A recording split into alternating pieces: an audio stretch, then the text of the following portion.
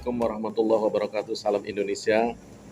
Perkenalkan saya guys, saya Kak Mus, kadang menggunakan nama Mustaqim Cirebon, kadang juga menggunakan nama resmi administrasi seperti yang tertera di bawah ini. Saya kali ini ingin berbagi inspirasi terhadap kita semua, kepada kita semua, tentang satu kisah yang pernah saya alami di tahun awal 90-an.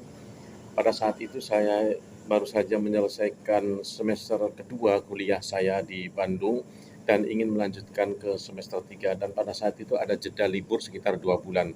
Saya pulang dari Bandung ke Cirebon, ke kampung saya, tentu saja memasuki semester berikutnya kita biasa mahasiswa butuh uang. Saat itu saya butuh uang sekitar Rp300.000 untuk kebutuhan biaya semesteran, biaya kos, dan biaya makan 1 bulan. Tetapi yang membuat saya sedih adalah kakak saya yang biasa menopang membantu kuliah saya usahanya bangkrut. Ibu saya saat itu hanya punya uang Rp5.000. Ibu bilang, wah ini tidak ada lagi yang bisa kita jual karena barang-barang juga sudah tua semua. Akhirnya rapat keluarga saya diputuskan untuk berhenti kuliah. Saya waktu itu menerima saja, tapi entahlah, keputusan ini membuat saya sedih dan sebenarnya terpukul, sehingga membuat saya malam itu susah tidur. Tidur hanya beberapa menit kemudian bangun lagi. Akhirnya saya putuskan ambil air wudhu untuk sholat tahajud, sholat malam, dan berdoa kepada Allah, minta petunjuk dari Allah Subhanahu wa Ta'ala. Doa saya waktu itu, ya Allah, kalau memang saya berhenti kuliah, tolong tuntunlah saya arah mana yang harus saya tempuh jalan hidup saya selanjutnya. Guys, saya kemudian sholat itu saya lakukan sampai subuh tidak terasa, dan selesai sholat subuh tiba-tiba saya merasa tergerak hati saya untuk menemui ibu saya dan minta uang 5.000 yang dia miliki. Bu, kalau memang ibu hanya punya uang Rp5.000, biarlah saya minta, tetapi ada permintaan kedua saya, tolong ibu doakan saya dengan uang Rp5.000 ini, saya ingin selesaikan kuliah. Tentu saja ibu saya sedih dan menangis waktu itu memberikan uang Rp5.000 sambil bertanya, bagaimana caramu bisa menyelesaikan biaya kuliah yang masih lama? Kalau baru masuk semester 3 kan masih lama, belum setengahnya. Saya bilang, saya hanya punya keyakinan doa ibu insya Allah dikabul. Saya punya kemauan bu, tapi tolong bantu juga saya doakan agar saya bisa selesaikan kuliah saya dengan uang Rp5.000 ini.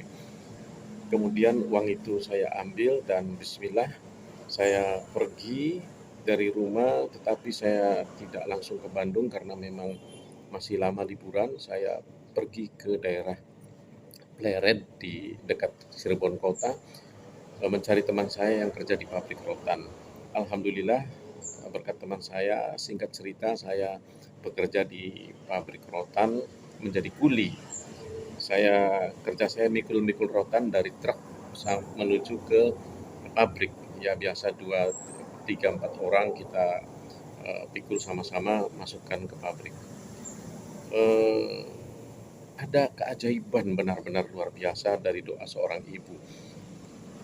Baru saja saya bekerja, kemudian tiba-tiba keajaiban pertama itu, baru 1 minggu saya dipanggil bos. Bos bilang, kamu katanya mahasiswa ya, dan lagi butuh uang. Iya bos. Wah kalau begitu kamu udah usah kerja. Loh bos, apa maksudnya saya dipecat? Bukan, saya dengar kamu ini kan mahasiswa IAIN jurusan agama dan pastinya bisa mengaji. Kamu tidak usah kerja menjadi kuli, tapi saya ingin pekerjakan kamu di tempat lain.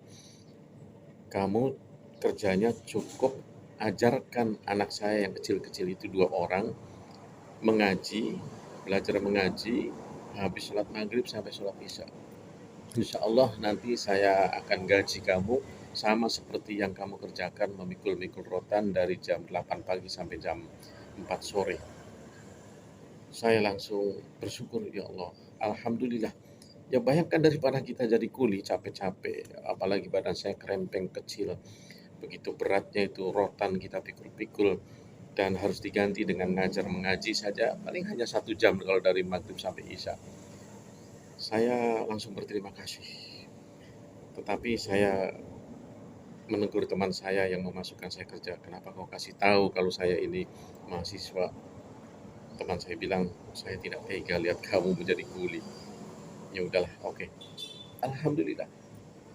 Singkat cerita, saya selesaikan masa liburan saya bekerja di pabrik rotan itu, tetapi menjadi guru mengaji, dan alhamdulillah dapat tambahan sedikit uang. Kemudian saya pergi ke Bandung. Di dalam bis ketika menuju dari Cirebon ke Bandung, saya dapat inspirasi. Awalnya saya ingat dari tukang rumput. Mereka ada seorang tukang rumput yang menyapit rumput kemudian dimasukkan di karung. Artinya saya punya pikiran dia sedang mengumpulkan rumput untuk dijual. Saya punya inspirasi, saya punya terinspirasi oleh tukang rumput itu. Berarti dia makan, tukang rumput itu makan dari hasil rumput. Saya lihat punggungnya supir bis saya, supir ini dia makan dari mobil. Tukang beca, saya bayangkan tukang beca makan dari beca. Kemudian saya tunjuk diri saya ini mahasiswa tiap hari baca buku, bawa buku. Saya bertekad sampai di Bandung saya harus bisa cari makan dari buku. Itu inspirasi yang saya dapatkan dalam bus. Dan sampai di Bandung tentunya saya kalau bayar kos ini kan mungkin agak berat, sehingga saya cari-cari penginapan yang gratis. Saya cari masjid, siapa tahu ada ruangan kosong untuk saya tempati dan saya akan membantu masjid itu. Tapi alhamdulillah saya teringat malah saya dapatnya rumah yang di sampingnya ada madrasah diniyah. Saya ingat namanya Pak Sujana, kebetulan membutuhkan salah satu ustadz, salah satu guru kurang satu, dan saya diterima. Ada kamar juga satu, saya diterima di situ. Kemudian beliau Pak Sujana bilang, tapi tidak digaji, gajinya cuma makan gratis setiap hari. Artinya katakanlah sarapan, makan siang, dan makan malam. Saya langsung bersyukur, alhamdulillah, ini kan mengurangi biaya juga. Nah, kemudian saya jalani itu, dan itu sudah mukjizat doa dari ibu saya. Yang kedua sudah saya dapatkan. Kemudian besoknya, selang 1 hari berikutnya, ada teman satu kelas saya ingat namanya Leni Budiningsih, kebetulan suaminya itu pernah dulu satu kos dengan saya. Tiba-tiba ujuk-ujuk tidak ada hujan, tidak ada angin, dia memberi bantuan saya 100.000 rupiah. Katanya dia baru saja dapat beasiswa Super Semar, dia bagi dua dengan saya. Alhamdulillah katanya untuk bayar semesteran. Sudah 3. Nah, kemudian saya jalanilah hari-hari saya di madrasah diniyah itu, dan beberapa hari berikutnya setelah sudah tenang, saya memikirkan inspirasi yang saya dapatkan dari dalam bus, yakni saya harus bisa cari makan dari buku. Waduh, kalau saya belanja buku, menjual buku, mungkin perlu modal dan lain sebagainya. Akhirnya yang saya dapatkan adalah saya harus menulis.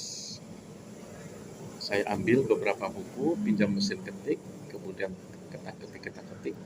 Saya menulis artikel, alhamdulillah beberapa jam saya dapat selesaikan 2 artikel. Saya kirim dua-duanya ke Bandung Pos saat itu. Dan alhamdulillah minggu depan, hari Jumat, tulisan saya yang pertama masuk, dan hari Sabtunya tulisan saya yang kedua masuk. Guys, tahu enggak honornya waktu itu? Satu kali menulis 20.000 rupiah. Jadi 2 tulisan saya 40.000 rupiah. Tetapi tahu nggak, biaya makan saya setahun sebelumnya ketika saya masih dikirimi orang tua, biaya makan 1 bulan itu hanya 40.000 rupiah. Maklum masih murah. Nasi kalau nggak salah masih bisa 500 rupiah ya. Kalau 1.000 rupiah itu sudah enak, sudah ayam itu. Sehingga dengan honor 20.000 rupiah satu kali menulis, dan 2 kali menulis 40.000 rupiah, saya berpikir berarti kalau tulisan saya selalu dimuat, 2 kali menulis saja berarti saya bisa mendapatkan uang untuk makan saya selama 1 bulan. Maka rajinlah saya menulis waktu itu artikel dan saya kirim ke berbagai media massa di Bandung, ya Bandung Post, Kadang Gala, Majalah Salam, Arisala, dan lain sebagainya. Dan alhamdulillah guys, saat itu dari honor-honor tulisan saya bisa melanjutkan kuliah saya bisa mencari makan sehari-hari dari menulis itu. Subhanallah, luar biasa. Doa ibu saya, mukjizat berikutnya adalah saya bisa mencari makan sendiri, mencari biaya kuliah sendiri. Singkat cerita, akhir cerita, saya ada kelemahan saya tidak pernah cerita sama ibu tentang biaya hidup saya ini. Kemudian begitu wisuda, ibu saya ikut wisuda dengan kakak saya, ibu saya menangis, kamu ini biaya dari mana? Sampai sekian tahun kamu tidak pernah lagi dikirimi orang tua ya secara stabil, mungkin sesekali juga mengirim, tetapi secara stabil tiap bulan tidak pernah lagi. Tapi kamu bisa selesaikan kuliah. Baru saat wisuda itu saya ceritakan, Bu, ini berkat doa ibu ketika ibu memberi uang Rp5.000 kepada saya dan tambah doa, ternyata doanya lebih luar biasa. Alhamdulillah saya menulis di berbagai media massa dan kemudian saya dapat honor dan itulah yang saya pakai. Barangkali inilah guys, jadi inti dari kisah ini adalah manjada wajada, siapa yang ada kemauan insya Allah ada jalan. Dan yang kedua, berdoa. Yang ketiga, atau ini yang kedua, jangan lupa minta doa dari orang tua kita. Untuk itu jangan sakiti ibu bapak kita, karena di dalam hati mereka ada doa yang sangat makbul, yang insya Allah ketika mendoakan anaknya, mereka pasti doanya akan dikabulkan oleh Allah Subhanahu wa Ta'ala. Terima kasih, mudah-mudahan bermanfaat. Wassalamualaikum warahmatullahi wabarakatuh. Salam Indonesia.